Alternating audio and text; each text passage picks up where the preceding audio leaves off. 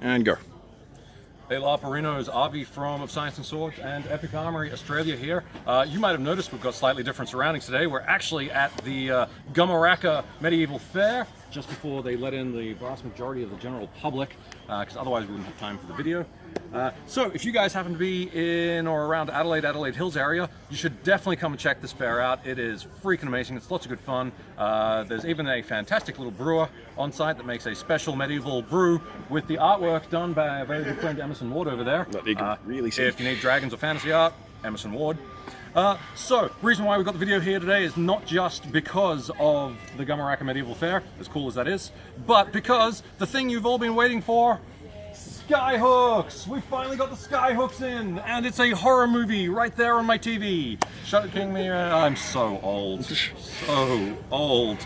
But at least I don't do blackface on national TV, Red Simons. Anyway, okay, that wasn't Red Simons specifically. He was just judging it, judgmentally, like a judge, overseeing things.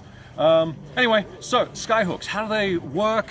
Better than magnets, but they're actually, in all honesty, I'm finding the thing pretty comfy. When I walk around, it doesn't slap me in the butt or anything, and the draw is actually quite smooth, quite easy once you practice at it. It is one of those things that requires a bit of practice, because reaching behind yourself like this isn't natural for anyone other than He-Man or guys who have totally swole lats. That'd be probably the 5th time you've drawn it, this one?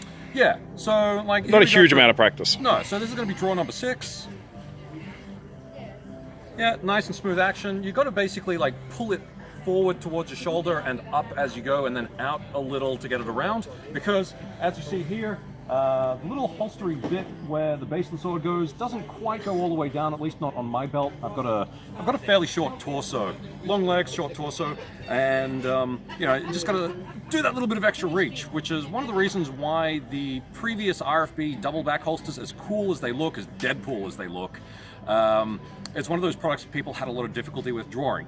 In all honesty, back scabbards are an anachronism. If you had your weapon holstered on your back, it's because you had it there for carriage, to transport it, not actually to draw it.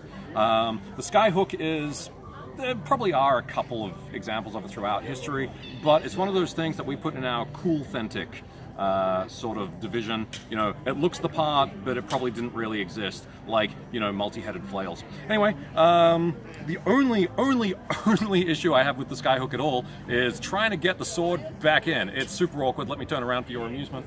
Oh God, where's my squire? Holding the camera.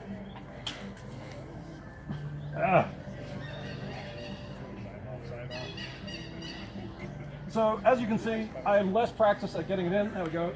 You gotta find this bit.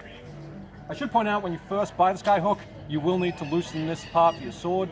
Anyway, so we sort of get it back in after a battle, and then we just slowly feed it through in such a way that if this were a real sword, I would have sliced my fingers off. And there we go. Back in! Can draw like He-Man once more. All right, so there you have it. Brand new skyhook. Very excited, very practical. We will see you guys on the battlefield.